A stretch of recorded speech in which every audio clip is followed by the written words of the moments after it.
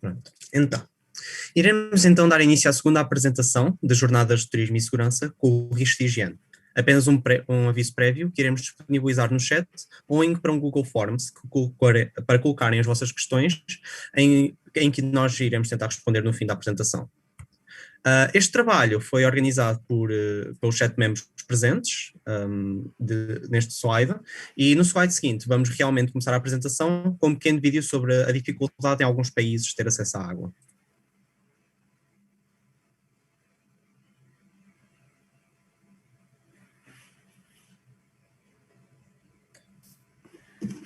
Peço desculpa, Susana, mas não estamos a conseguir pelo menos eu ouvir som.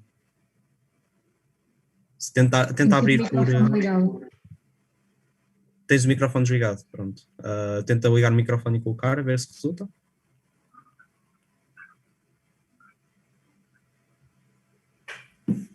Está a resultar? Não? Susana, tu podes colocar no microfone quando vais partilhar o ecrã, tens de dizer que partilha também o som.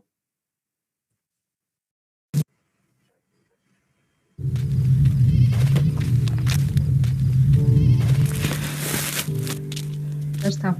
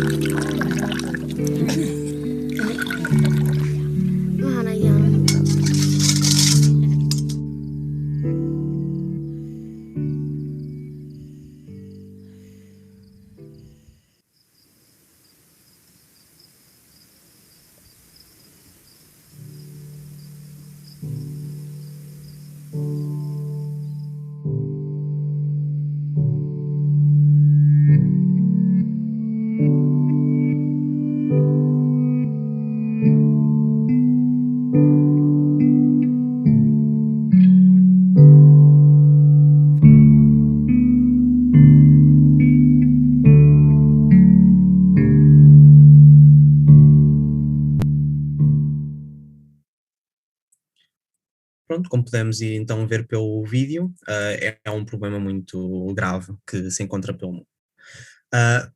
Pela sua diversidade e importância, o turismo atrai todo tipo de atenções, sejam a níveis económicos, políticos, sociais e culturais. É uma das principais atividades económicas em todo o mundo e tem vindo a desenvolver-se desde a antiguidade clássica, ultrapassando barreiras centenárias até à modernidade e à evidente globalização que é hoje uma realidade do nosso cotidiano. O turismo conecta também todos os cantos do mundo e, como tal, conecta culturas, tradições, pessoas e vivências, embora também os riscos apareçam e se interliguem. Esta vulnerabilidade assenta na aparição de vários contrastes de segurança na atividade turística. Esta é hoje a atividade económica mais prominente a nível global e, como muitas outras, acarta grandes responsabilidades no que concerne à segurança e ao bem-estar dos turistas. A segurança como fator-chave na imagem de um determinado destino turístico é fundamental como forma a catalisar turistas, abrangendo aspectos como a saúde, a higiene e a integridade física e psicológica.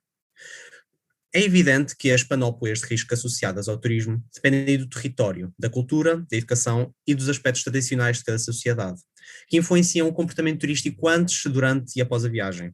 A OMT, a Organização Mundial do Turismo, constitui a segurança como um dos principais fatores motivadores na escolha de um destino, pois é necessário para o sucesso da competitividade entre as regiões turísticas, sendo que a seleção de um destino turístico por parte do visitante e da proteção que o destino oferece a outros turistas está internamente conectado, influenciando-se, não só no processo de tomada de decisão, como também pelo desenvolvimento das condições de segurança no destino, onde a satisfação e a recomendação absorvem um peso relevante na atividade turística.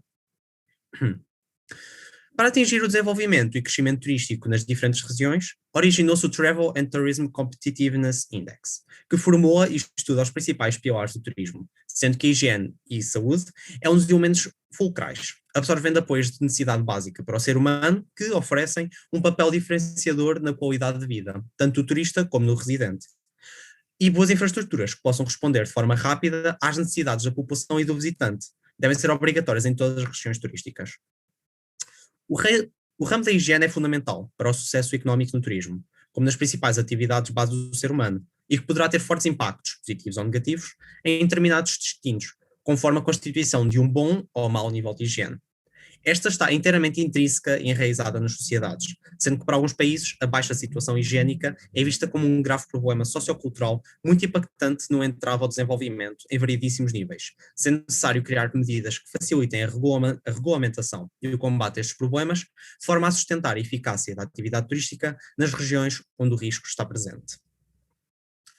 A higiene é, então, um fator elementar no turismo, tendo como exemplos as boas condições higiênicas, as condições sanitárias, o acesso à água potável e o sistema de esgotos. O sucesso da relação entre estes fatores origina a segurança sanitária e higiênica no país, o que possibilita o crescimento turístico e a consequente competitividade. Em caso contrário, estes fatores podem sim colocar o turista em risco durante a viagem, causando um decréscimo da competitividade.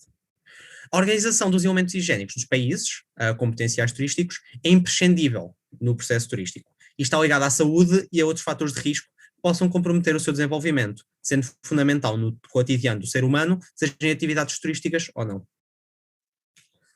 A emergência do desenvolvimento exponencial de novos mercados turísticos provém da melhoria da qualidade de vida e da mudança em elementos demográficos, sociais e tecnológicos nos últimos anos, proporcionou a diferenciação da oferta e da procura. Abordar o turismo é abordar as motivações turísticas, principalmente em destinos de risco que possam colocar em causa a integridade física e psicológica do visitante. O estudo desta motivação é, sem dúvida alguma, um dos mais importantes pilares no funcionamento da atividade, uma vez que é a partir do conhecimento das motivações e tendências turísticas que percebemos o mercado turístico e a sua segmentação, criando a tão necessária competitividade entre os diversos destinos. O comportamento do turista durante a viagem tem vindo a ser fortemente estudado na literatura do turismo, através de várias teorias psicológicas, que fornecem o conhecimento da complexidade da mente humana. Temos o exemplo da teoria da hierarquia das necessidades de Maslow. Sendo a motivação turística um dos processos de escolha que originam o comportamento turístico, é também necessário abordar o comportamento humano numa vertente sociológica, onde as motivações subjacentes irão ser conseguidas através de várias teorias, como a reconhecida por Sean Paul, desenvolvida por vários autores pioneiros no turismo moderno.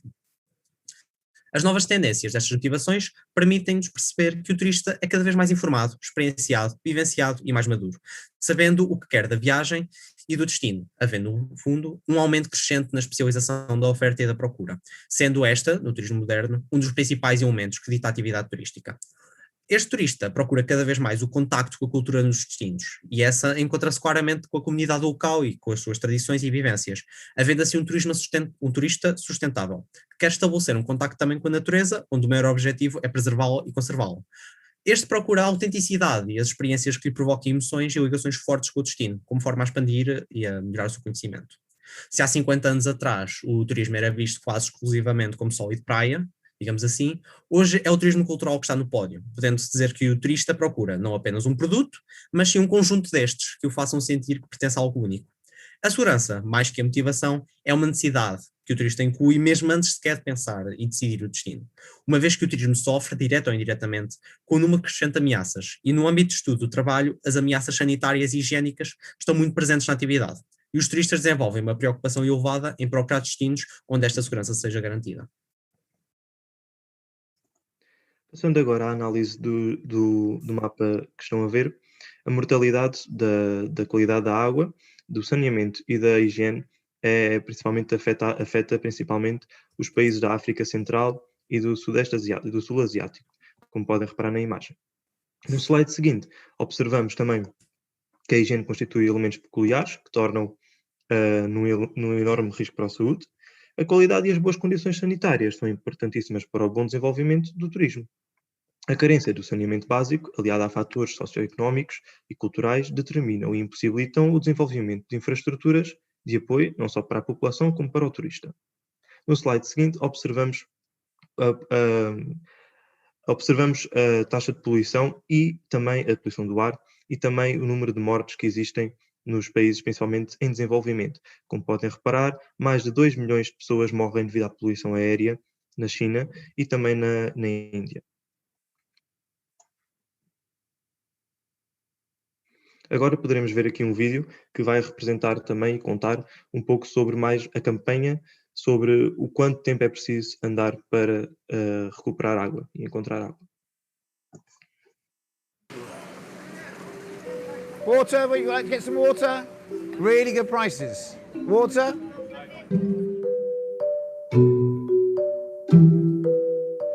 Excuse me? Are you interested in water, madam? Hi there. This is water from Somalia. How much this one? That one's 20 kilometers. This one that's 10 kilometers. Children in Somalia are having to walk 10 kilometers to get water, sometimes in drought up to 50 kilometers. So you need to walk 30 kilometers for this water. Are you interested? No, no. So are you interested? Doesn't look like I'm selling any water today. This is my first customer. Would you like to go for the 1 kilometer water? Okay. He's got 2 kilometers to travel. 200 meters so far. Fortunately, you haven't traveled far enough. I'm so dying for this water.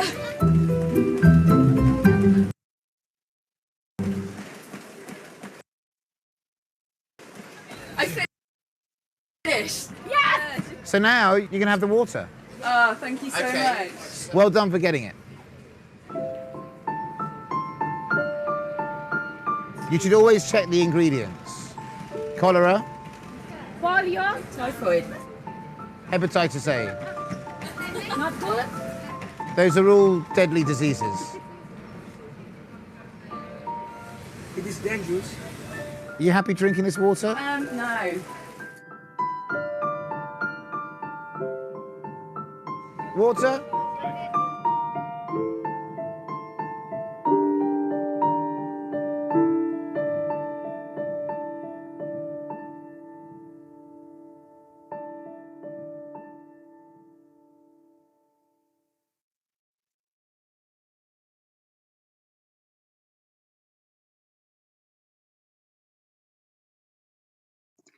Como puderam observar, a situação da recolha de água é muito problemática. No entanto, países desenvolvidos como nós, Portugal e outros países da União Europeia, não temos tanta noção dessa situação, porque também não sofremos com esse problema. Já outros países em desenvolvimento sofrem desse problema e somos nós, parte de nós principalmente, a ajudar essas pessoas mais carenciadas. Olhando a nível global, 3 em cada 10 pessoas não têm acesso à água potável. E ainda morrem muito por causa dessa ingestão de água que não é tratada. No entanto, não têm outra opção. Como podem observar, nas cheias da China, os edifícios ficam todos danificados, e não só edifícios residenciais, como também infraestruturas e serviços que podem ajudar no desenvolvimento e no cotidiano das pessoas. Estas cheias, estas derrocadas e terremotos danificam também a rede de esgotos, enchendo de água suja e poluída, que depois, quando passa pela canalização, se é que ainda existe canalização após o desastre, polui a água e as pessoas não podem beber essa mesma água. No slide seguinte, analisamos a defecação a céu aberto, que é também um problema muito, muito grave nestes países. Uma vez mais, ao observar esse mapa, observamos que na África Central e, uma vez mais, no sul da Ásia, são esses os países mais afetados. Neste caso, 49 milhões de pessoas defecam ainda a céu aberto, e isso vai trazer problemas de saúde, de higiene, e não afeta só a população em si, mas também afeta também o turista e a imagem do destino. A nível do alojamento hoteleiro, a higiene é um fator de escolha dos hóspedes. Os hóspedes apenas entram em hotéis e escolhem hotéis mais higiênicos, que apresentam uma imagem mais higiênica e mais tratada, e porque todos, no fundo, queremos também estar num sítio limpo e higiênico. E a imagem que irá passar depois para a classificação dos hotéis no TripAdvisor e no Booking são também muito influenciadas por este fator.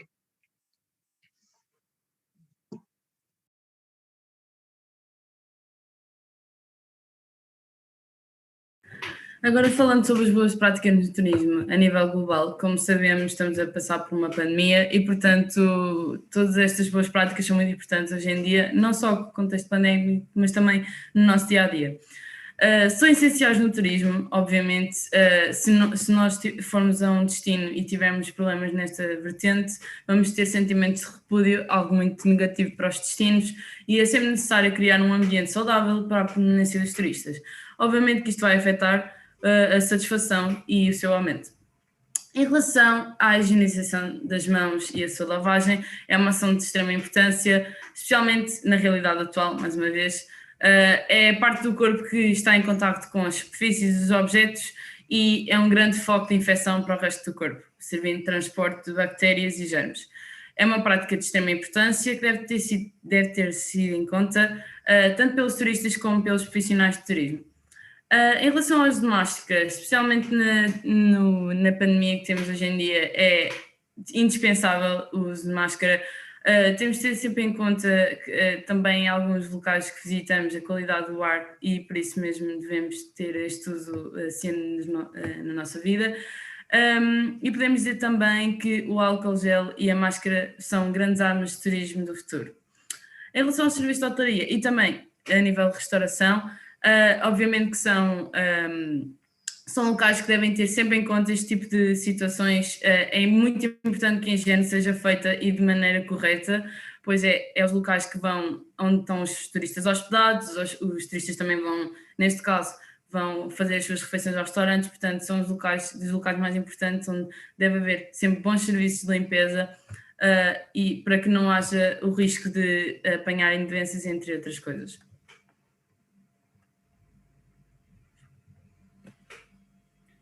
Passamos então agora para o caso da Índia. Esta situa-se no sul do continente asiático e é atualmente o segundo país com mais população do mundo, e é o sétimo em termos de área territorial, e apresenta-se como uma democracia. A sua capital é Nova Delhi e as línguas oficiais são o hindi e o inglês. Quanto ao enquadramento turístico, o turismo apresenta-se como um aspecto importante na economia da Índia e encontra-se em rápido crescimento, rendendo cerca de 9% do produto interno bruto e suporta cerca de 8% dos empregos do país. Deste modo, a Índia apresenta-se, em termos de investimento turístico, em terceiro lugar mundialmente. Podemos então ver aqui, neste quadro, os dados muito mais disponibilizados para vocês também perceberem e para não estarem simplesmente a ouvir o que eu tenho a dizer. Cerca de 9 milhões de turistas chegaram à Índia em 2019, em comparação com os 10 milhões de 2018, representando um crescimento de cerca de 3,5%. Em 2019, a Índia encontrava-se em 16º lugar dos 140 países incluídos no relatório de competitividade de viagens e turismo, e em níveis de segurança, a Índia encontra-se em 122º lugar e em termos de higiene e saúde em 105º. No que toca às infraestruturas dedicadas aos serviços de turismo, encontra-se em 109º. No entanto, alguns outros aspectos das suas infraestruturas turísticas permanecem subdesenvolvidos, como pessoal competente e cortês nos centros de imigração e consulados, proteção aos turistas e agiotas, higiene básica e segurança pessoal nos locais turísticos, e um sistema de informação bem lubrificado para orientar os turistas são requisitos fundamentais. Então, iremos passar agora à visualização de um pequeno vídeo. Gostávamos só de alertar para as pessoas mais sensíveis, pois poderá conter imagens que ferirão algumas suscetibilidades. Obrigada. Sanitation facilities are serious problems in India. Aviva, that travelled there. According to several estimates, half of India's billion-plus population does not have access to toilets, leaving people with no choice but to go outdoors. Yeah, people who clean up after them are called manual scavengers, and though the practice has been banned in India, it still does exist. This is a difficult subject matter to discuss, but it's an important public health issue. Yeah, here's Malika Kapoor with a report that we'd like to inform you has some unsettling images. Early morning in Mumbai. The city stirs to life. Everyone gets down to business. These children to theirs, and Ganesh Shinde to his. Cleaning up human excreta from the city's streets. It's called manual scavenging. I don't like it, but I have to do this to feed my family, he says. What Shinde sweeps, his partner scoops up. Their equipment, a broom and tin plate. No gloves, no boots, sometimes a mask. It's tough to take a break. Since they belong to the lowest rung of India's caste system, Shinde says food vendors often turn them away. Sometimes someone will sell them a cup of tea, provided they stand outside. Though the government banned manual scavenging back in 1993, it still exists. You can see it every day here on the streets of Mumbai. 130 million households lack toilets in India.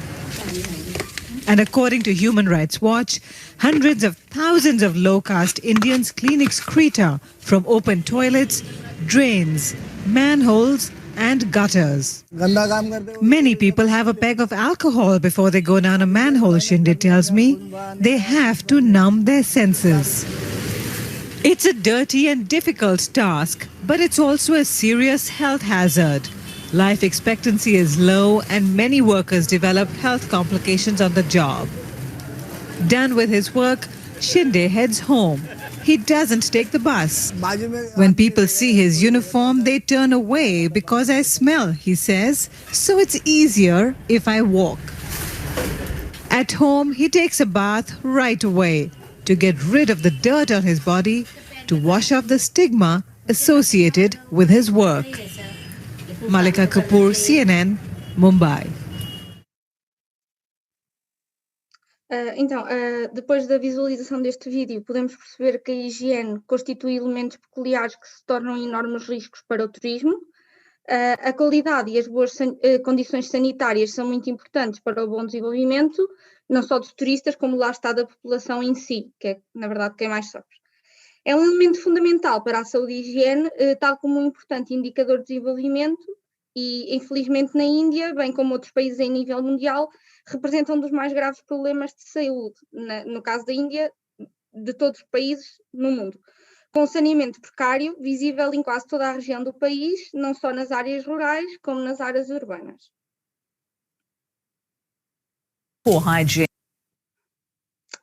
O saneamento define globalmente as condições de saúde públicas relacionadas à água potável, ao tratamento adequado dos esgotos, bem como à limpeza urbana e pública, visando assim constituir uma situação higiênica padronizada, saudável e acessível para todos. A falta de qualidade deste setor pode interferir entre várias condições negativas em determinados territórios. A carência de saneamento básico, aliados a fatores socioeconómicos e culturais, determinam e impossibilitam o desenvolvimento da infraestrutura e apoio não só da população, como para o turista. Analisando este gráfico, imagem, podemos perceber então que quando uma pessoa defeca em praça pública, na rua, esta contaminação vai para as águas, vai para as mãos, vai para os parasitas e todos estes elementos irão estar em contacto com a comida. Ora, ao estarem em contacto com a comida, vão também infectar a comida e o que vai levar novamente a diarreias e defecações em praças públicas, por exemplo, e isto é um ciclo vicioso. Mas no fundo podemos perguntar-nos afinal o que é afinal a água potável. A água potável define-se por ser aquela destinada ao uso doméstico e ao consumo humano para a confecção de alimentos ou para beber. A água potável distingue-se através da quantidade de sais nela presentes, certo? O acesso à água potável num determinado país é um fator determinante no que diz respeito ao seu desenvolvimento e ao seu crescimento económico. A Índia, apesar de ser um país que tem demonstrado um elevado crescimento económico, ainda se encontra nele muitos problemas relacionados à pobreza, ao analfabetismo e, sobretudo, à saúde. No entanto, o seu maior problema diz respeito aos recursos hídricos. É o país do mundo com menos pessoas com acesso à água segura. Cerca de 75,8 milhões, mais ou menos, de pessoas não têm de todo acesso à água própria para consumo. Segundo os dados presentes na estatística do gráfico seguinte, estima-se que cerca de 829 milhões de pessoas morrem anualmente devido a diarreias causadas por falta de água potável, saneamento e higiene. O gráfico apresenta a Índia em primeiro plano, em primeiro lugar destes países todos, dizendo que ela é de facto o país com maiores problemas neste aspecto.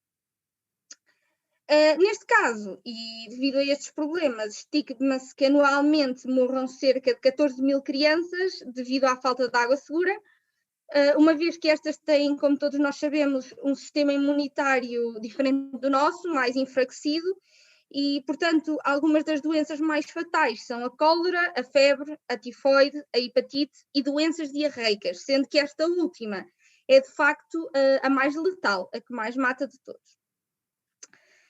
Devido a estes motivos, é necessário adotar certas medidas que evitem com que o turista sofra destes problemas. Estes problemas no turista chamam-se a diarreia do turista. Algumas das medidas aconselhadas são beber sempre água engarrafada e verificar sempre se as mesmas se encontram lacradas, porque infelizmente há muitas falcatruas de pessoas que vendem água mineral, mas que no fundo as enchem eles próprios, o que vai dar ao mesmo. Evitar as bebidas com gelo, porque nós não sabemos de onde é que esse gelo provém, de que tipo de água. Lavar os dentes com água mineral, porque mesmo a nossa boca absorve certos nutrientes para o nosso corpo e não estão habituados os nossos organismos. O facto do turista ser facilmente infectado deve-se a diversos fatores. Um deles é o facto das condições de higiene serem muito baixas e as pessoas não estarem acostumadas a tais condições. Por exemplo, nós, na União Europeia, estamos habituados a certos padrões de higiene que de todo não se passam na Índia. Por esse motivo, o sistema imunitário não está preparado para tantas bactérias, gerando certas doenças, como já referi anteriormente, a diarreia do turista. Assim, os mesmos têm mais facilidade de serem contaminados por estas águas, por serem mais suscetíveis. Falando agora dos alojamentos hoteleiros, podemos afirmar que cada vez mais o turista opta por hotéis no destino, não é como outros turistas, como outros destinos que eu opto por uma casa que alugo de férias ou algo assim, que não têm condições. De preferência, hotéis de qualidade superior, porque também fornecem condições superiores. Devido a este facto, o staff dos hotéis teve de se readaptar, adquirindo uma maior consciência para as normas de higiene, para que o turista se sinta seguro, porque o turista paga por um quarto e exige que esse quarto o agrade.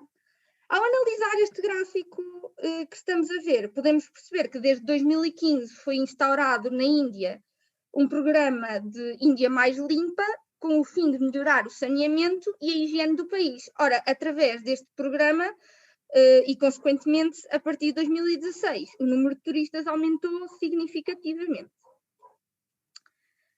Falando agora da restauração na Índia, esta é regida pela FSSAI, que corresponde à nossa ASAI, e que tem como objetivo regulamentar as normas de higiene que cabem a um restaurante ter para poderem servir os clientes.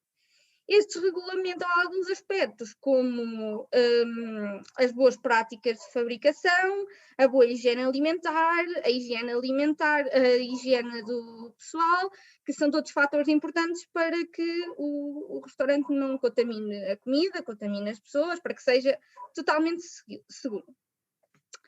No slide seguinte, temos aqui acesso a algumas notícias da Índia. Por exemplo, temos aqui logo em primeiro plano e rodeado a vermelho que o coronavírus expõe mazelas sociais na Índia através da habitação, do saneamento e informalidade, ou seja, estes já eram problemas existentes, mas que de facto com a pandemia e com o atual coronavírus pioraram bastante.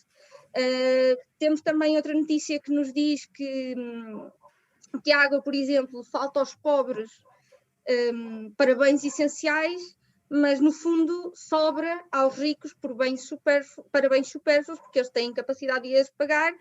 Uma também muito interessante diz-nos que a Índia vai envergonhar quem defeca em praça pública, ou seja, talvez este xingamento em praça pública ajude para que as pessoas tenham mais vergonha e evitem de o fazer.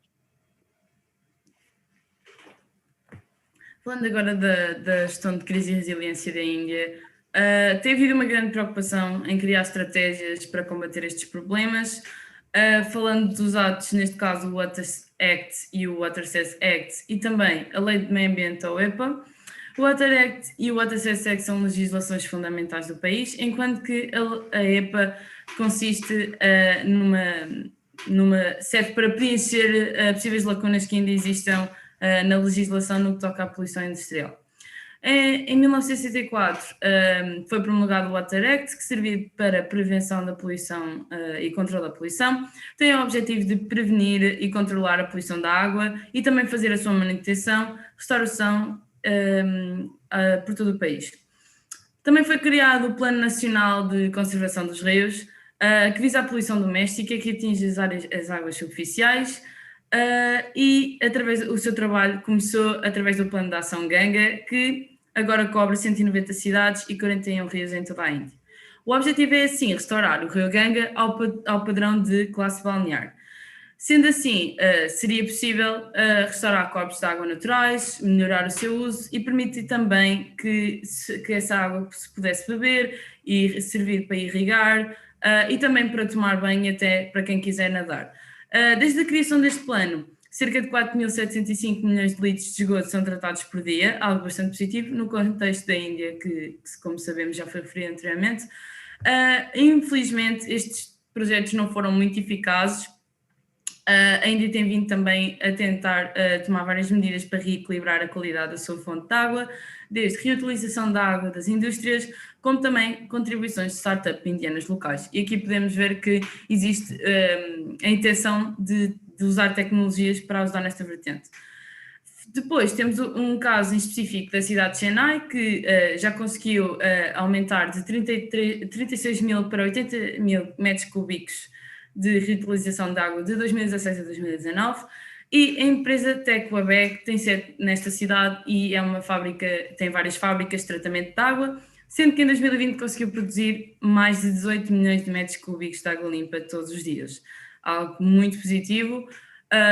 Outros objetivos é também tratamento de água noutras cidades, para reduzir a turbidez e os coloides que existem na água, que dão origem a doenças como cólera e salmonela. O resultado deste projeto visa permitir que mais de 112 milhões de pessoas tenham acesso à água potável. É muito positivo vermos esta vertente, contudo, como sabemos e como já foi referido, a Índia tem bilhões de pessoas, ou seja, este número acaba por ser muito reduzido para aquilo que deveria ser. Em relação ao saneamento e edificação a céu aberto, mais de metade dos residentes vivem em bairros suburbanos e, devido ao rápido crescimento populacional, devido a este caso, as pessoas acabam por ter pouco acesso à água potável e também têm um limitado saneamento e higiene nos seus locais de residência. O governo da Índia tem demonstrado a sua preocupação e compromisso para o bem-estar dos seus cidadãos e, por isso, numa iniciativa de 2005, estabeleceu uma missão nacional que tinha formas estruturais para fortalecer os cuidados de saneamento e saúde. Também as agências da ONU e também a Unicef, mais na vertente das crianças, têm trabalhado para ajudar nesta vertente e melhorar o setor da saúde, também permitir o aceleramento da cobertura do saneamento, ajudando as comunidades e realizar um planeamento de segurança da água para mitigar a contaminação. Antes de 2019, o governo indiano já tinha anunciado que tinha cumprido metade do seu objetivo, que eram metade do seu objetivo, ou seja, tinham já 46 milhões de latrinas instaladas, mas o objetivo era até 2019 terem 54 milhões de casas de banho adicionais. Contudo, verifica-se uma grande resistência por parte da população, por ser uma mudança que os mesmos não querem fazer e acabam por ignorá-lo. E o que é que acontece? O governo decidiu lançar uma campanha chamada Clean India, como podemos ver aqui nesta imagem, que constava com a participação de estrelas de Bollywood, que são muito adoradas na Índia em específico, em que as mesmas faziam publicidade desta vertente do saneamento e de aumentar a higiene e limpar a Índia, com eles à televisão e até em redes sociais. E a partir daqui cria-se uma certa discussão através de Gandhi, em que eles dizem nessa mesma discussão que o saneamento não é só uma questão de saúde pública, mas sim também uma questão de justiça social. Em relação à qualidade do ar, o Ministério do Ambiente, Florestas e Mudanças Climáticas lançou o Programa Nacional do Ar Limpo, em janeiro de 2019, em que constava numa estratégia de nível nacional, aconselhando ações para diminuir os níveis de poluição do ar nas cidades e nas regiões da Índia. O programa foi criado com o objetivo de reduzir entre 20% a 30% a concentração de partículas até 2024 e o Ministério adotou uma abordagem que concentra em várias medidas de mitigação e preventivas para lidar com os contribuintes para a poluição do ar. Este projeto tem como objetivo também aumentar e criar mais redes de monitoramento da qualidade do ar, fazer estudos de distribuição de fonte, criar mais ciclovias, também unidades móveis de fiscalização, entre outros. Em que diz respeito agora aos resíduos sólidos, os Regional Solid Waste Management Plants são criados com o intuito de criar um ambiente urbano mais limpo e higiênico, para não só se favorecer o dia-a-dia dos residentes, mas também a chegada de turistas, visto que se foca em planos de pequena dimensão para as cidades e que acabam por se adaptar a cada uma e à realidade que cada uma tem, e acaba por ser muito mais eficiente nesta perspectiva. Também é possível de ver uma melhoria considerável para a atividade turística através destes planos, visto que melhora a paisagem, a vida urbana para os visitantes e também os cheiros ficam mais toleráveis. Como sabemos, existem muitas pessoas que são muito suscetíveis a certos tipos de cheiros e a Índia, neste caso em específico, tem bastantes problemas nessa vertente e há que ter sempre todo o cuidado para prevenir estes problemas. Podemos também perceber que mesmo com a imensidão de projetos que existem e o investimento que existe também por parte do governo, como eu já referi anteriormente em relação à educação pública, os residentes não se querem adaptar a este tipo de iniciativas, não querem mudar os seus hábitos e acabam por criar um mau ambiente aos turistas que visitam estes locais e que têm que lidar com este tipo de situações, e acaba por ser um problema de educação contínua para os residentes. No que toca ao que saber antes de viajar para a Índia, em relação à água, como a minha colega também já referiu anteriormente, não se deve beber água da torneira de todo. A água não é potável, não é própria para consumo, ou seja, optar sempre por água engarrafada, ainda que tenhamos de ter todo o cuidado de verificar se a mesma se encontra selada. Também temos os sítios melhores para encontrar água engarrafada são nos hotéis, ainda que tenhamos que ter sempre um cuidado, mas mesmo nos supermercados não existe muito, porque a grande parte é vendedores de rua e, portanto, também em restaurantes também acaba por ser mais seguro. Em relação ao ar, como já foi referido, deparamos com uma forte poluição do ar e, por isso, também os turistas não se encontram habituados a este tipo de situações e causam muitas vezes ardor nos olhos, nariz e garganta, e por isso é muito aconselhável a utilização de máscaras. Também devem sempre fazer-se acompanhar por professor fisiológico e também assoarem o nariz frequentemente para expulsarem certas partículas danosas. Em relação à comida, é totalmente aconselhável e mesmo aconselhável, que evitem comidas de rua. O que acontece muitas vezes é que, como não há higiene e a higiene é mínima, ou até mesmo abaixo de mínima, os utensílios não são higienizados, não existe higienização das mãos, muito menos no que toca a condições de armazenamento, e por isso mesmo a comida acaba por muitas vezes estragar. Além disto, muitas vezes a água para cozinhar é tão poluída que mesmo a altas temperaturas não conseguem matar as bactérias e provoca problemas intestinais às pessoas que comem esta comida. Em relação à vacinação, a única vacina que é obrigatória é a vacina da febre amarela e se não tiverem esta vacina quando chegarem ao destino, são detidos e têm que fazer um isolamento obrigatório de 6 dias. Também é aconselhável tomarem a vacina da malária, pois existe um forte risco de apanharem malária ainda à Índia. Segundo o Centro de Controlo e Prevenção de Doenças, as vacinas deverão ser administradas até 6 semanas antes da viagem. Em relação à informação, como em qualquer destino que visitamos, acho que devemos ter sempre em conta e devemos sempre fazer informar-nos previamente antes de irmos viajar.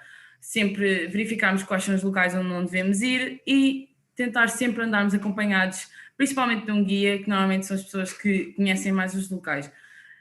Ter sempre em conta que a Índia é um destino que tem um sistema de saneamento muito precário, cerca de 750 milhões de pessoas não têm casas de banho, e por isso acabam por lançar as próprias necessidades pela janela e, obviamente, que vendo este cenário, nós, enquanto turistas, não queremos deparar-nos com este tipo de situações. E também outra coisa que acaba por acontecer é que os alimentos são muitas vezes vendidos a poucos metros destas valas. Em relação ao alojamento, optar sempre por hotéis de maior qualidade, que acabam sempre por ser os mais caros. Também existe uma rede de purificação de águas que fornece a alguns hotéis, para que os turistas possam, por exemplo, escovar os dentes com tranquilidade, algo bastante bom, e tomar banho também. Contudo, a Companhia das Águas só fornecem água para a cidade 2 vezes por semana, e por isso é necessário que estes hotéis se encontrem equipados com reservatório de água, para que não falte nada a quem está alojado e não tenham que passar por situações desagradáveis.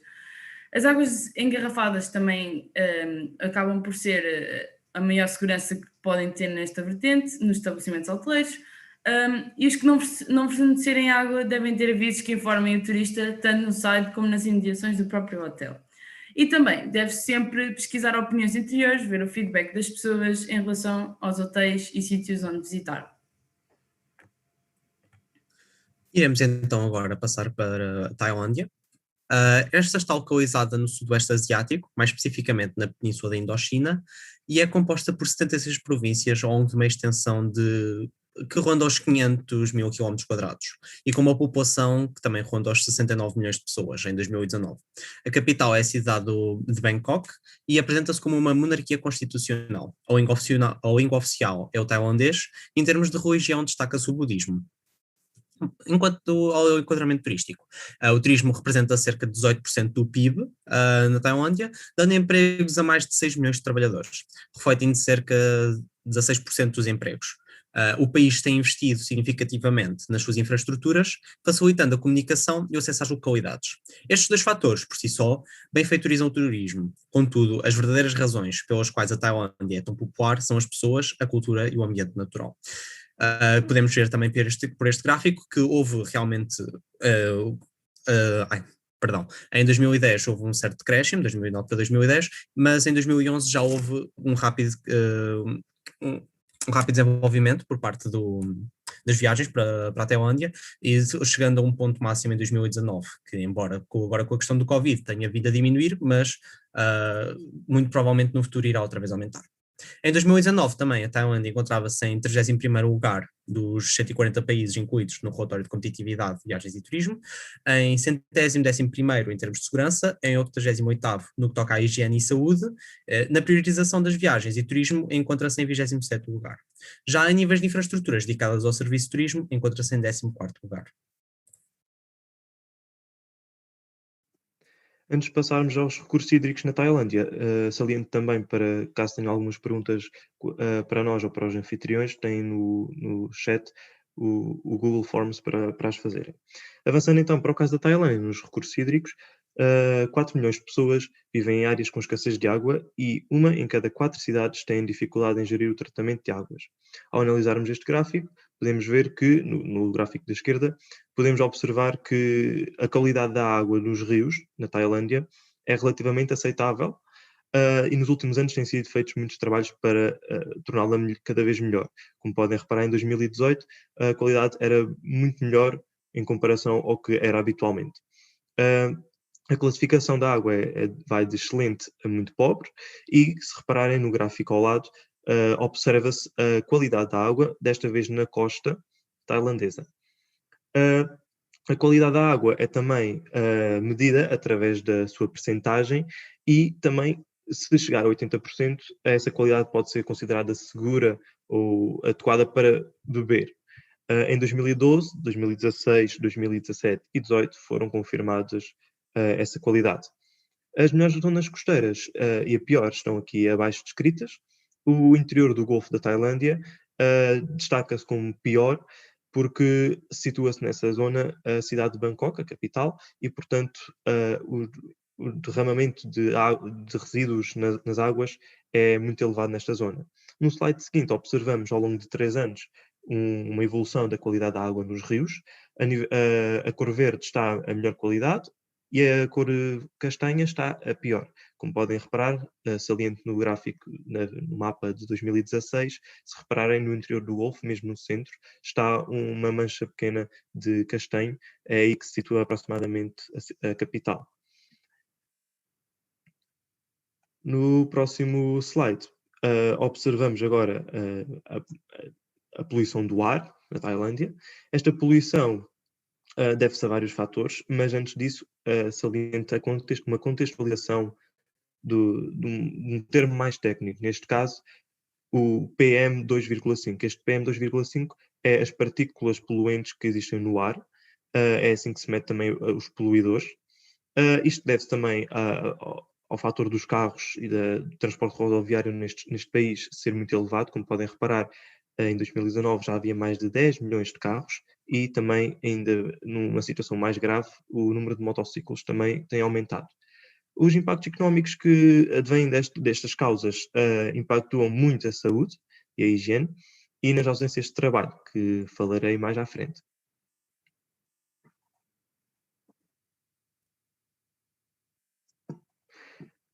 Em relação às causas da poluição do ar, temos, como já referi, os transportes. No entanto, a segunda maior causa também pode ser considerada as queimadas agrícolas. A produção agrícola neste país é muito elevada e para que exista uma produção mais eficaz, são feitas queimadas para a colheita e a produção, o que leva também a incêndios ilegais e descontrolados, como podem reparar na imagem, no mapa das áreas ardidas, em 2019, principalmente no norte. Outros fatores, como a produção de eletricidade e o uso de recursos com uma grande pegada ecológica, como o carvão e o gás natural. As fábricas, que também por norma costumam estar situadas ao pé das zonas residenciais, o que provoca também um decréscimo na saúde e na higiene das pessoas. E, por fim, a época seca também, em relação da higiene, porque quando chega de dezembro a abril, os ventos abrandam e as partículas poluentes, o PM2,5, esses poluentes caem sobre a população, sobre as colheitas, o que reduz a higiene. Por fim, no caso da Tailândia, vamos referenciar aqui os impactos no turismo. Na questão da água, temos, como já foi referido, a desconfiança quanto à água e ao gelo, e a grande procura pela água nos hotéis. É sempre aconselhado a beber-se nos hotéis a água. No entanto, isto provoca um aumento do investimento na água, em vez de serem atrativos turísticos, se calhar, mais interessantes. Aqui entra também a questão do risco percebido, o risco real, porque, de acordo com os resultados obtidos, se nós observamos que a água na Tailândia e a água potável é de melhor qualidade, e cada vez melhor qualidade, ainda há muitas pessoas a acreditarem que podem sofrer muitas doenças com um pequeno golo de água. E entra a questão de se é realmente ainda perigoso beber ou se ainda é uma ideia que o turista ainda tem nessa imagem. A nível da poluição do ar, temos também o decréscimo das chegadas internacionais. Isto deve-se ao facto também de haver uma grande poluição aérea. Os aviões também não podem voar e é impossível os turistas chegarem aos locais de destino. Aqui entra também a questão da má imagem do destino contra a boa imagem do destino, porque a Tailândia afirma-se como um destino também de saúde e bem-estar, de massagens, e, no entanto, esta poluição provoca o contrário. Ou seja, será que este é realmente um destino com uma boa imagem ou ainda tem uma má imagem em relação a este tipo de turismo? Avançando agora para os alojamentos hoteleiros. Na Tailândia, desde 2015 nota-se um fluxo crescente quanto às suas chegadas, no entanto, aumentando o PIB em 2,8%. Em relação aos outros países, ele tornou-se na segunda maior economia do Sudeste Asiático. No slide seguinte, apresenta-se uma imagem de um hotel e saliento também um fator muito importante quando se fala em risco de higiene e em risco da poluição. Quando o turista visita um hotel e quando acaba a sua experiência turística, por norma sai de lá com uma imagem do destino. E se a imagem for negativa, os turistas também vão acabar por afastar-se desse destino. E a poluição é um fator também que importa bastante para essa chegada internacional de turistas. Por fim, falo também da restauração. A indústria da restauração, como todos sabemos, é muito importante, não só a nível da imagem do destino, mas também da própria sobrevivência do ser humano. E se não houver uma boa gestão da comida, uma boa preservação da comida e até mesmo o transporte da comida para os diferentes estabelecimentos hoteleiros, há uma pior qualidade e também pode provocar doenças e mal-estares ao turista. Aqui seguem alguns sistemas nacionais de controle para esses alimentos, mas saliento um que está a funcionar desde 1989, o Clean Foods, Good Taste. Esse procura também manter sempre uma segurança e oferecer ao turista uma boa segurança quanto à alimentação. Falando agora da qualidade da água da Tailândia, houve um grande desenvolvimento no país a nível de saneamento e da qualidade depois dos anos 2000, sendo que verificou-se uma melhoria bastante grande e em que 96% da população obteve acesso à água potável. E assim sendo, houve uma diminuição também das doenças contraídas pela ingestão da água, não própria para consumo. Obviamente que isto tem claros impactos no turismo, com o aumento do número de chegadas, visto que os turistas já não necessitam de se preocupar tanto com esta questão da água engarrafada para consumir, entre outras, desde apanharem doenças por causa destas questões. Também existe uma grande monitorização por parte do Ministério da Saúde para que seja realizado o seu controle e o Governo também criou planos e leis como Implementing Integrated Water Resources Management e National Water Quality Management Plan, para promover e proteger a sustentabilidade da gestão da água potável, pois esta é finita, e também para maximizar os proveitos económicos e sociais de forma igualitária, sem comprometer o ecossistema e sem que as empresas privadas tomem posse de um bem comum. Também existe um sistema de proteção contra cheias, que embora seja algo muito simples, é fulcral para os residentes não serem apanhados de surpresa durante a época de chuva. E acaba por melhorar o dia-a-dia dos residentes que conseguem antecipar-se e preparar-se, e também para os turistas para não terem que passar por uma situação indesejável nesta vertente.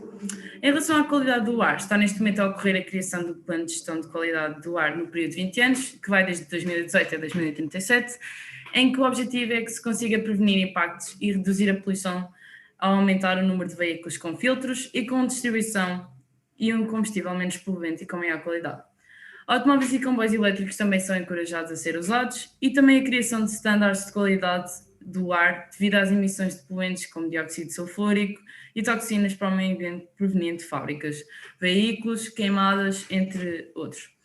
Uma revisão anual dos carros está a ser praticada pelas autoridades competentes e enforçada pelo Departamento de Poluição e Controle, para que sejam inspecionados por algum defeito, para que assegurem que as emissões estejam dentro dos limites, tal como o barulho, que também afeta muito o espaço urbano à volta desta zona mais urbana e onde há mais tráfego.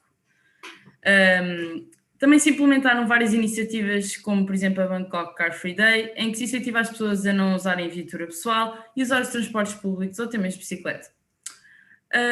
E para isso mesmo, existe um grande investimento também em aumentar o número de ciclovias.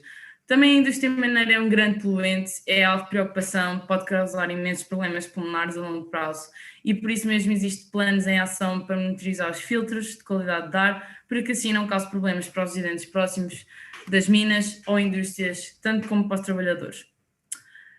Um dos objetivos do desenvolvimento sustentável da Tailândia é a água limpa e o saneamento, com o objetivo de garantir a disponibilidade e gestão sustentável da água e do saneamento para todos.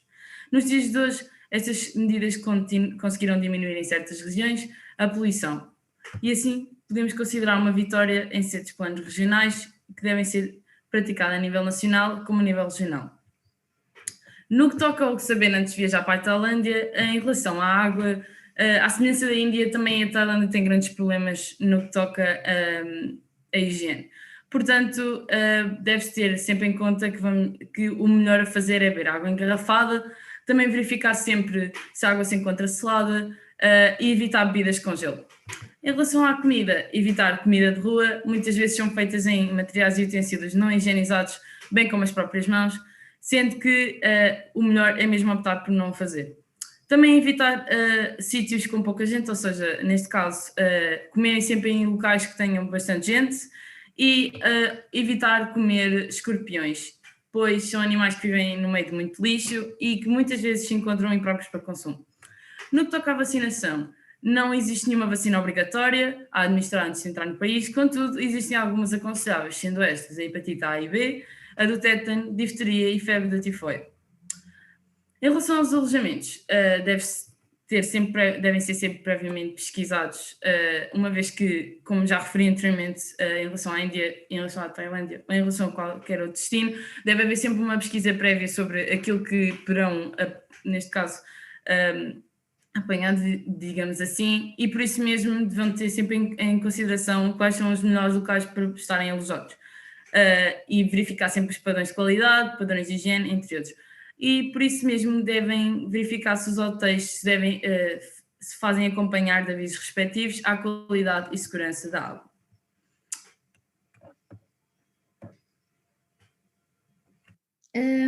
Então, relativamente aos resultados do estudo, poderemos comprovar, como foi dito ao longo da apresentação, que a Tailândia e a Índia têm sido países que têm sofrido uma crescente evolução em termos de saneamento, em desenvolvimento de água potável, contudo, a partir dos anos 60, mas contudo poderemos verificar que, nomeadamente na Índia, há um sério problema sociocultural. E, portanto, os investimentos feitos pelo Estado e pelo Governo têm mostrado que não têm sido bem estruturados e desenvolvidos no país por causa desse mesmo problema. Portanto, há que abordar o tema numa forma educacional. A questão da água na Tailândia, por exemplo, com base nos dados obtidos, e como também foi apresentado na apresentação, observou-se também uma melhoria através da qualidade da água em rios e nascentes, e também nas grandes cidades como Bangkok. Relativamente aos níveis de alojamento e restauração, mais ligados ao turismo, estes têm vindo a sofrer grandes melhorias, principalmente na Tailândia. E o turista tem ganhado cada vez mais confiança neste destino e na restauração do país, na forma como produzem a comida, e também que se deve a medidas impostas, como o colega Ricardo falou, no projeto Clean Food Good Taste, que visam a garantir a qualidade da alimentação na Tailândia. A questão e o contexto pandémico que nós vivemos, provocado pela Covid-19, contribuiu muito para a consciencialização das questões de higiene, e deste modo, no que toca ao turismo, pensamos que se irá verificar uma melhoria progressiva por parte das instituições. A apresentação está assim concluída, e iremos dar a palavra então aos nossos oradores, começando pela Luísa. A Luísa, boa tarde, Luísa, está presente? Estou cá, sim. Olá, boa tarde. Vou então passar às perguntas, e como sabemos, os transportes. A Luísa, antes de mais, peço desculpa, é assistente de bordo na TAP, irá-nos dar algumas apresentações de realidades que vive não só no contexto pandémico, como também no passado. E então, como estava a dizer, como sabemos, os transportes hoje em dia são meios onde a proliferação de doenças, neste caso do Covid, está presente, e as pessoas têm algum receio em viajar. E, portanto, Luísa, pergunto-lhe, é possível descrever-nos a forma como, numa forma breve, os protocolos de higiene na TAP atualmente? Como é que se dirigem, como é que se realizam? Bom, eu acho que a TAP seguiu as indicações da Direção-Geral da Saúde. Em termos práticos, como é que eu me vou explicar? Por exemplo, quando eu entro num avião para trabalhar, o avião já foi limpo. Portanto, eu não sei exatamente o que é que foi feito. Parte do princípio, que é aquilo que a companhia também nos passa, que é que foi higienizado. Mas o que é que isso na prática quer dizer, também não sei bem. Pronto, mas de qualquer maneira, hoje em dia quem viaja tem que apresentar um teste Covid feito e negativo. Portanto, à partida, as pessoas que entram dentro do avião, tanto os passageiros como os próprios tripulantes, à partida estão negativos, portanto a possibilidade de transmissão é baixa. Portanto, é isso, não sei se respondi. Sim, claro. Relativamente ao comportamento do turista, sente que o turista adere relativamente adere às normas, respeito. Pois. Isso depende de nacionalidades. Isso é como como em tudo, como em todo tipo de regras. Há nacionalidades que são muito cumpridoras, é de senso comum, nomeadamente as pessoas do norte da Europa, que cumprem tudo muito à risca. Tudo o resto, sobretudo os latinos, não é uma coisa tão fácil de acontecer. E, portanto, dentro dos aviões é obrigatório o uso da máscara durante o tempo todo, com exceção do tempo em que estão a comer, efetivamente a comer. Depois tem que a colocar novamente e, portanto, nós temos que estar sempre em cima das pessoas, porque tendencialmente elas tiram-nas, ou põem o nariz de fora, ou enfim. Mas sim, no modo geral, elas até têm cumprido. É assim, vão também alguns que gostam de prevaricar. Considero que ao longo das suas viagens, não só em lazer, como viagens em trabalho, como é normal, vivenciou algumas experiências negativas relativamente à higiene? Sim. Pronto, vocês destacaram nesta matéria 2 países, Índia e Tailândia, que eu conheço ambos, já fui 2 vezes a ambos. A Tailândia, em particular, não achei nada de extraordinário a esse nível, de extraordinário para negativo. Não achei que fosse assim, aliás, até achei estranho que tivesse dentro fosse análise de estudo da vossa parte como um dos piores, porque não tinha ideia que assim fosse. A experiência que eu tenho, pelo menos nos sítios em que eu fui, em Bangkok inclusive, o ar eventualmente um bocado mais poluído, mas também é uma cidade gigantesca, com não sei quantos milhões de habitantes, portanto é natural que assim seja. Mas o resto da Tailândia não achei assim nada de muito sujo, nem muito pouco nessa matéria. Portanto, vale o que vale. Relativamente à Índia, pronto, podemos dividir a Índia entre o norte e o sul. O norte, efetivamente, é muito sujo, é muito desagradável, é muita falta de higiene, muito lixo, sobretudo. Nem é tanta falta de higiene, deixa eu ver se eu me consigo explicar. Porque se nós formos às casas das pessoas, tipo, se entrarmos numa loja, num café, num restaurante, as coisas estão limpas. O problema da Índia é que o tratamento de lixos não é como aquele que nós conhecemos no Ocidente, praticamente não existe. E, portanto, o lixo que as pessoas produzem é deitado à porta de casa, pronto. Dentro de casa está limpo, mas à porta de casa é lixo por todo lado, pronto. Resumindo, é isso, é lixo por todo lado. O sul, pronto, já é um bocadinho mais, ou menos sujo, pá. Mas aí... Que eu ia perguntar a seguir, se sentiu sinto que os 2 países fazem parte do mesmo continente, a Ásia, se sentiu fortes contrastes entre os 2 países, a Índia e na Tailândia, relativamente ao nível higiênico, que penso que... Sim, aquilo que eu dizia. A Tailândia, eu não acho nada que esteja entre os piores, sinceramente. Não achei mesmo. Portanto, a Índia sim, tem ali um grave problema nessa matéria e isso é um problema que vai demorar muitas gerações a ser resolvido, se é que alguma vez vai ser resolvido, porque é um problema cultural. Exatamente. Porque as pessoas em países em vias de desenvolvimento, como é o caso, a prioridade das pessoas é comer todos os dias e ter água potável. Portanto, não estão cá preocupadas com o clima e com essas questões que nós ocidentais nos podemos dar ao luxo de pensar.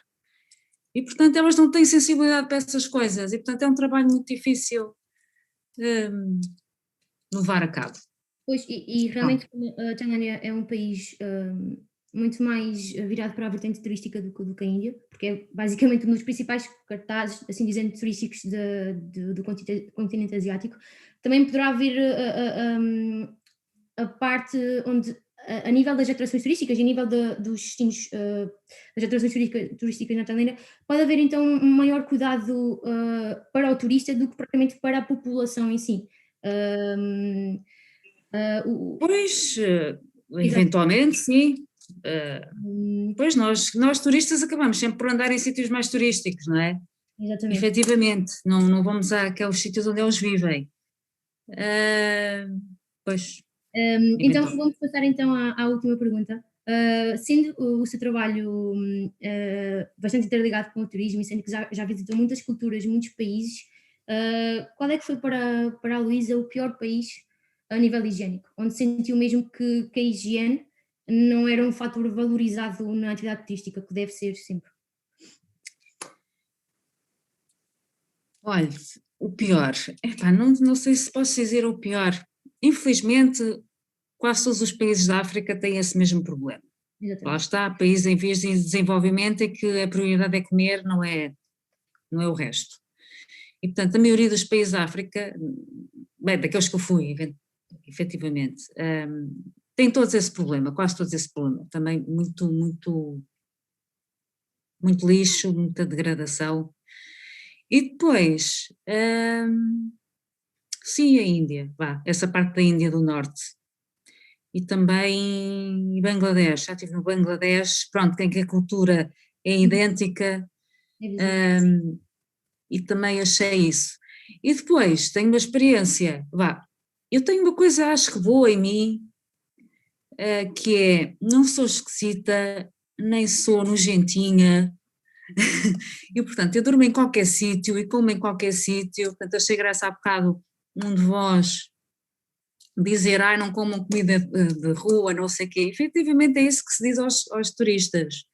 Mas olha, eu como sempre comida de rua em todo lado que fui, porque para mim viajar não é só estar em determinado sítio e dizer que fui lá, é embranhar-me na cultura deles, é falar com eles, é viver como eles. E, portanto, como diz o ditado, é Roma ser romano. Portanto, eu vivo como se fosse um deles, nomeadamente a comer comida de rua. Qual é o único, se calhar, cuidado que eu tenho, efetivamente, é na água. Mas como eu também praticamente não bebo água, até nem isso é um problema. Pronto, mas sim. Mas ia dar um exemplo, que a nível de trabalho, há uns anos atrás, aliás, há uma coisa que se chama Hajj. Hajj é a peregrinação dos muçulmanos para Meca, em que eles, pronto, desde logo as regras deles, não é regras, está-me a faltar o termo agora. Eles têm que fazer uma das coisas do Islão, eles têm que fazer uma viagem a Meca, uma viagem na vida, pronto, então tudo que é países muçulmanos, pronto, fazem essa viagem a Meca. E eu estive a trabalhar numa outra companhia aérea há uns anos, em que foi contratada para transportar passageiros, precisamente do Bangladesh para Meca e depois de volta para casa. Eu, no caso, já fiz só a viagem de volta para casa e foi tipo a pior experiência da minha vida. Foi essa.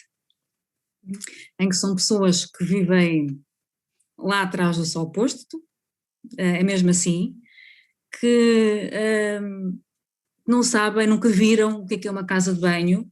Nós tínhamos instruções de como se utilizava a casa de banho, em que meia hora tínhamos que limpar. Sim. Tínhamos que limpar. Porque faziam as necessidades sentados na cadeira, porque, entretanto, tinham estado 3 semanas em Meca, em que não tinham tomado banho, em que tinham dormido sei lá onde, e pronto, foi tipo o horror dos horrores. Pronto, eu costumo dizer que foi a boa ação da minha vida. Foi essa. Foi muito mal, muito mal. Mas pronto, passou. Então, Luísa, obrigada pelo seu comportamento da sua experiência. Agradecemos todos. Nada.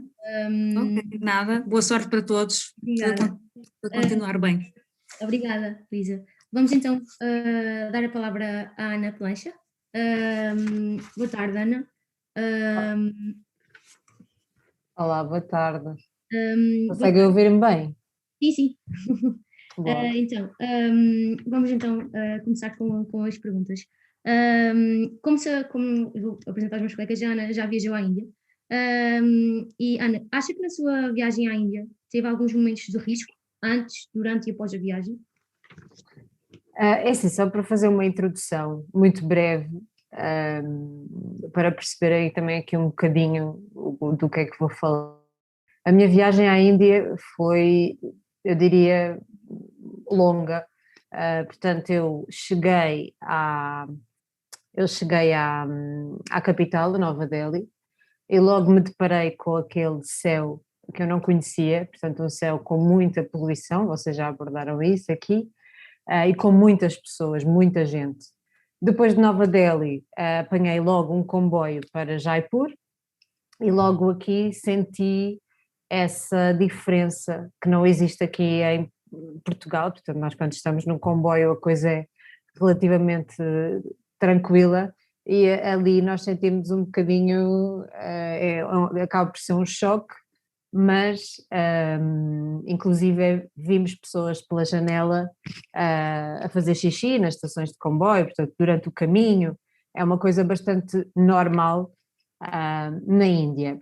Depois fui até Jaipur, e depois fui até ao Taj Mahal, até Agra, e depois fiz um comboio também noturno até Himachal, no norte da Índia, e depois ainda apanhei o avião e vim até Goa.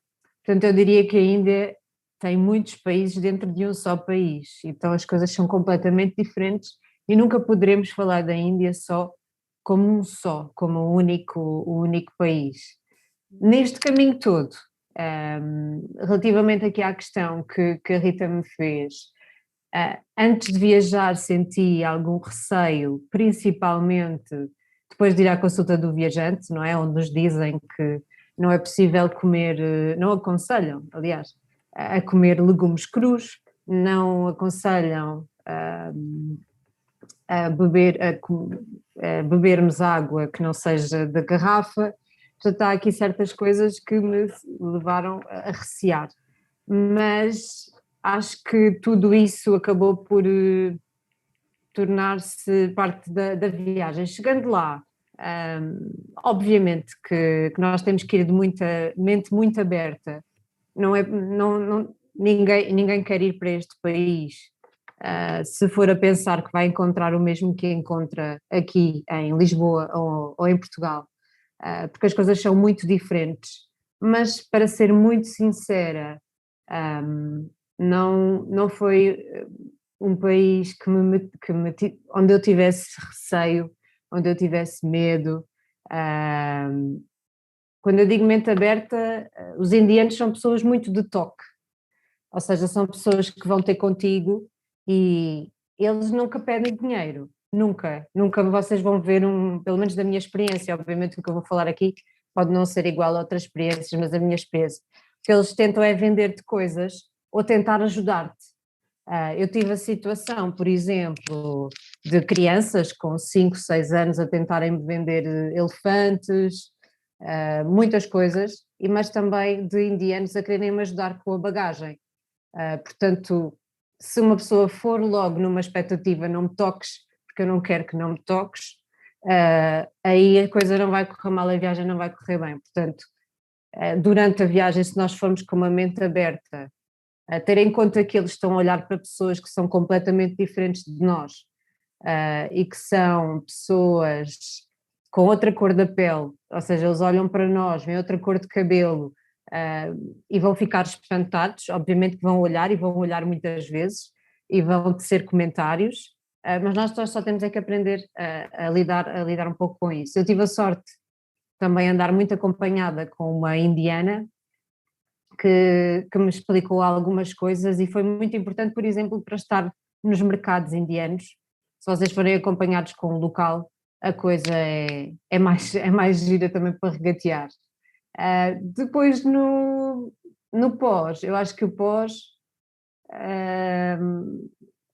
acho que aprendemos, é estranho a parte do papel higiênico, acho que damos muito mais valor e pensamos porque é que usamos tanto papel higiênico tão desnecessariamente, quando ao estarmos lá conseguimos perceber como é que conseguimos viver com tão pouco num país onde realmente o papel higiênico é um bem de luxo e nós temos que aprender muita coisa com os outros. É um bocado por aí. Obrigada, Ana, pela resposta à primeira pergunta. Não. Como a Ana é membro da agência de voluntariado da Vida Edu. E Ana, relativamente à agência, poderá falar-nos um pouco como é que esta atua nos destinos, o contacto com a comunidade local, que poderá ser um meio para o turista, e neste caso o voluntário, entrar mais dentro do risco de higiene, neste caso. Poderá falar-nos um pouco brevemente sobre isso? Sim, a vantagem, nós enquanto agência educativa, nós trabalhamos com parceiros locais, ou seja, entidades que garantem apoio e acompanhamento no local. Não somos nós, são outras pessoas, e esse mesmo parceiro contrata equipas locais que coordenam e estão sempre presentes nas casas com os voluntários, ou seja, são instituições que elas próprias dão trabalho aos locais, seja para confeccionar a comida, seja para limpar, seja para ajudar no que for necessário, como guias, por exemplo. Há pouco foi falado que era importante também termos alguém local para nos dar esse apoio, instrução e acompanhamento durante toda a experiência. E são essas equipas com que os voluntários podem contar, ou seja, desde o primeiro dia em que chegam ao país, alguém vai buscá-los ao aeroporto, e nesse primeiro dia, que é o choque maior, eu diria, uma pessoa quando aterra e tem alguém lá à sua espera, acaba por ser uma vantagem. E portanto são essas pessoas que vivem nas casas dos voluntários que conseguem garantir toda a qualidade e a segurança que acreditamos ser importante quando se está a fazer um projeto de voluntariado. Obviamente que eles não ficam em hotéis, portanto os nossos voluntários não dormem em hotéis, mas dormem em casas com as necessidades básicas e que são necessárias para poderem sentir-se bem, com um conforto mínimo para que usufruam da experiência da melhor maneira. Há pouco estávamos a falar do papel higiênico. Eu, por exemplo, quando estive no comboio noturno, apercebi-me que havia 2 tipos de casas de banho. Portanto, há a casa de banho para os europeus e há a casa de banho para os não europeus. Casa de banho, digamos assim, não é? Há uma porta. E a casa de banho dos europeus tem uma sanita e a casa de banho dos não europeus tem um buraco no comboio, não é? Um buraco no chão. Porque é isso que eles estão habituados. E confiem em mim, a casa de banho do lado dos não europeus estava mais limpinha, e foi onde eu acabei por optar por essa opção, já que estamos a falar aqui dessas questões que vocês mencionaram. Portanto é o hábito deles, é como eles estão habituados a viver, mas nós tentamos sempre garantir que as casas tenham sanita, água, há locais que têm água quente, há outros locais que não têm água quente, também depende se é um sítio com muito calor ou não, mas tentamos ao máximo e sempre que tenham cuidado com a água e a quantidade de água que gastam. Portanto, há regras que têm que ser tomadas, né? E os voluntários acho que todos partilham da mesma opinião. Eu queria-vos só acrescentar uma coisa muito rápida, à parte já que vocês são de turismo e tudo mais. Há uma coisa muito interessante na Índia que deve ser tida em conta, que é o turismo local. Ou seja, eu senti na Índia aquilo que não senti provavelmente em muitos outros países, que é a quantidade de indianos que se junta em determinados pontos turísticos do país. Por exemplo, o Taj Mahal, tão conhecido, mas há outro, em que no Taj Mahal 90% das pessoas que estavam lá naquele dia eram indianos. Não eram pessoas de outros países, não eram pessoas da Europa, eram indianos. Portanto, eles todos se juntam e são muito religiosos também, e todos se juntam e há um turismo local que era interessante, se calhar vocês também pensarem nisso e explorarem, quem sabe um dia. Também é giro. Ana, continuando assim no âmbito da agência de voluntariado, Sim. alguns dos seus voluntários já sofreram na pele o risco de higiene durante a estada no destino? Ao longo Que eu saiba não, não é? lá está, por termos estas equipas que estão sempre presentes no local, isso garante, obviamente, aqui esse apoio nesse sentido, porque eles estão sempre acompanhados e, portanto, que eu saiba não. Ana, uma última pergunta. Ao longo, como já falou da sua viagem à Índia, consegue descrever a forma como os alojamentos turísticos e há pouco até como a Luísa referiu, os mercados da comida, a restauração, como é que é introduzida no turista? Se sente alguma insegurança, nomeadamente na comida, na questão tão polémica da família da água potável? Consegue-nos descrever um pouquinho, por favor? É assim, a Índia, assim, vou tentar ser rápida, eu falo muito, desculpem, mas eu vou tentar ser rápida. A Índia é um país de contrastes e como tal nós temos que saber lidar com isso. Antes de eu ir para a Índia, disseram para não comer legumes crus, mas eu comi. É como a Luísa estava a dizer, dizem para não comermos comida dos mercados, mas eu comi. A água tentei evitar essa parte, mas a nível dos hotéis, lá está, esta disparidade, estas diferenças dos muito ricos e dos muito pobres, leva a que, se calhar, as entidades hoteleiras onde vão pessoas muito ricas, e eu não estive em nenhuma, portanto não posso dar esse parecer, eu não estive em nenhum hotel de 5 estrelas, eu estive em alguns hotéis, mas eram hotéis simples e também estive em casas de voluntários, e o que eu senti foi que eram limpos, que havia essa higienização normal, simples. Lá está, sempre com cuidado na água, eu penso que até à noite eles desligavam a água, se não estou em erro, portanto havia certos cuidados que tinham, importantes, mas sim, vão sempre sentir essa disparidade, e se escolherem possivelmente um hotel mais caro, vão sentir o conforto que sentem aqui, não é? Tanto se não, acho que, não sei, não posso falar daquilo que não conheço, mas dos hotéis que conheço e mesmo os pequenos almoços, sempre senti segurança a comer nos hotéis, sempre senti segurança a comer nos restaurantes, porque lá está, porque fui com uma mente aberta e porque tem que ser assim, senão não vale a pena. Ana, obrigada pela experiência. Obrigada. Obrigada eu por terem se lembrado de nós. Obrigada. Vamos então dar a palavra à Tamar. A Tamar é era uma ex-aluna de licenciatura em turismo. Olá, Tamar, boa tarde. Olá. A Tamar viajou para a Tailândia durante 2 semanas e vai-nos partilhar um pouco a sua experiência. Tamar, consegue descrever a higiene no país, se esta está presente nomeadamente nas atrações turísticas, nos alojamentos, na restauração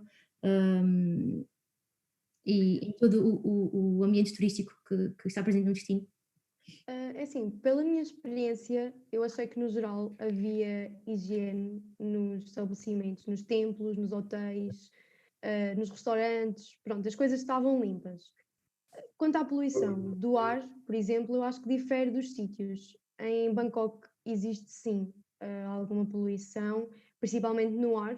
É verdade, o ar cheira mal, nota-se que é mesmo cheira a poluição, mas por outro lado, na zona junto ao mar, nas ilhas, não havia esse cheiro. E obviamente eu acho que isso tem a ver com a quantidade de população concentrada. E Bangkok é uma cidade que tem quase tantas pessoas como Portugal inteiro e também não tem as condições de saneamento que, por exemplo, nós temos, o que torna difícil o país gerir toda essa questão da poluição.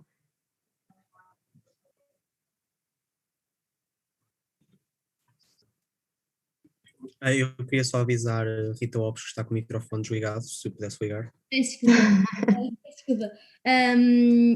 As praias na Tailândia são um dos principais pontos turísticos do destino. E relativamente há pouco tempo têm surgido várias notícias onde o governo encerra as praias devido à poluição causada maioritariamente pelos turistas.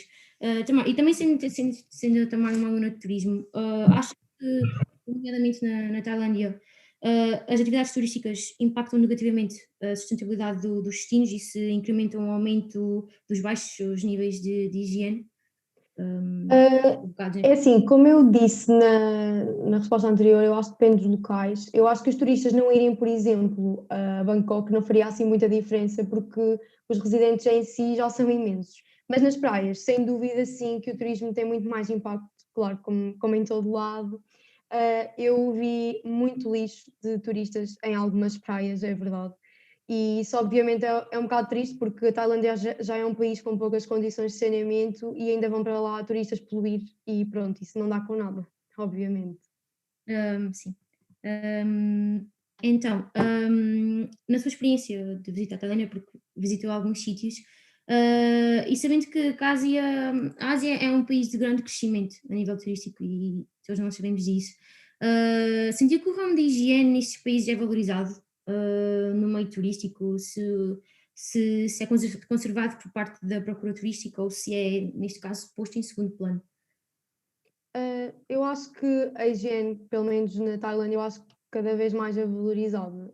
Há sim poluição, mas não acho que seja uma coisa de extraordinário como, por exemplo, a Índia. Eu nunca fui à Índia, mas pronto, vocês referiram a Tailândia nesta apresentação e eu não acho que seja assim uma coisa tão exagerada. Pronto, sim, existe poluição, mas na minha expectativa, antes de eu ir, eu pensava que iria ser muito mais.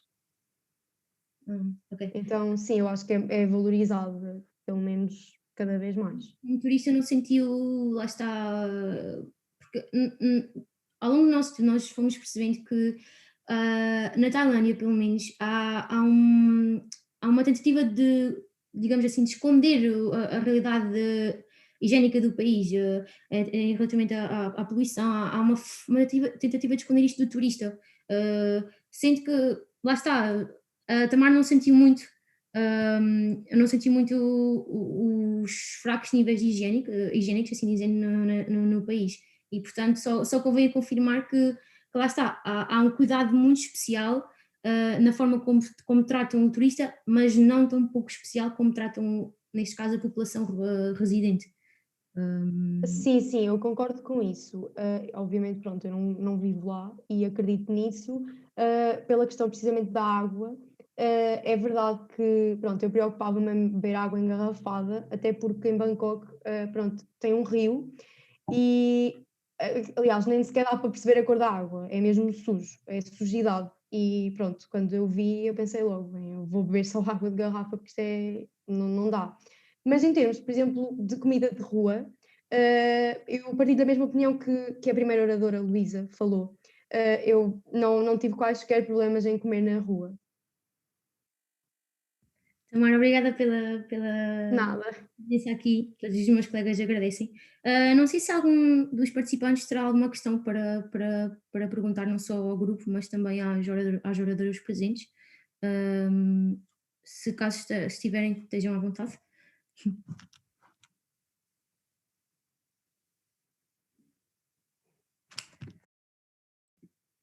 Ok, penso que ninguém tenha.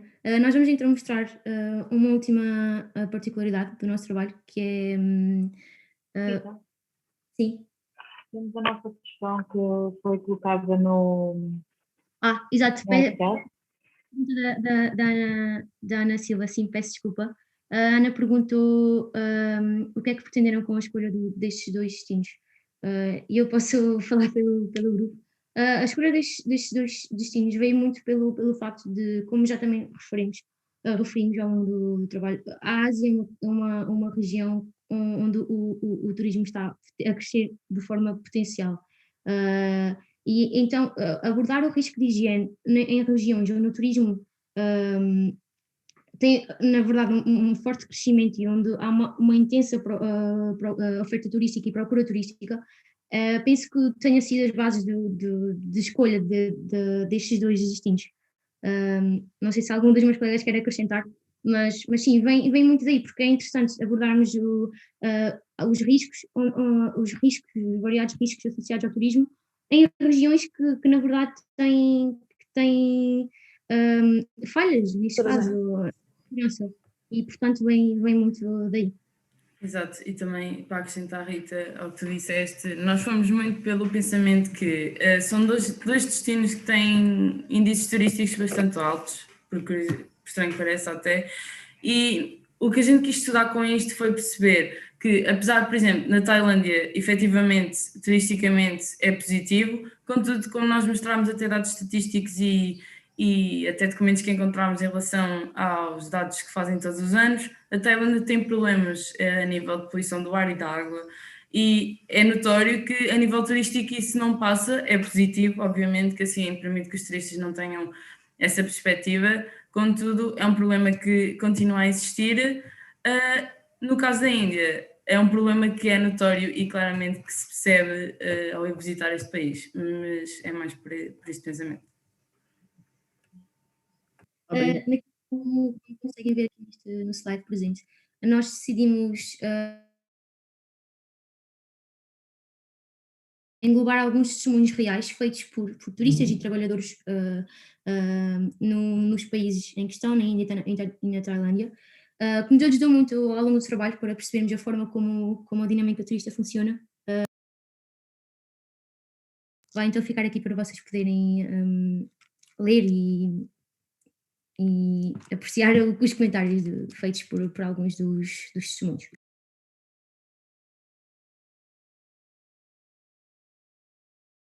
Entretanto, se alguém também tiver perguntas, também está à vontade para fazer. Tanto a nós como às oradoras.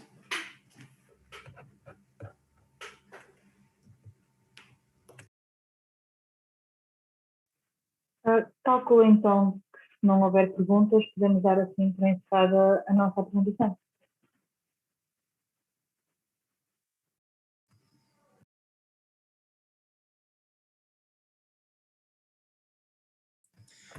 Então, agradecemos a todos terem vindo à nossa apresentação e esperemos então o vosso regresso para o resto das jornadas de Turismo e Segurança. Muito obrigada. Eu, como disse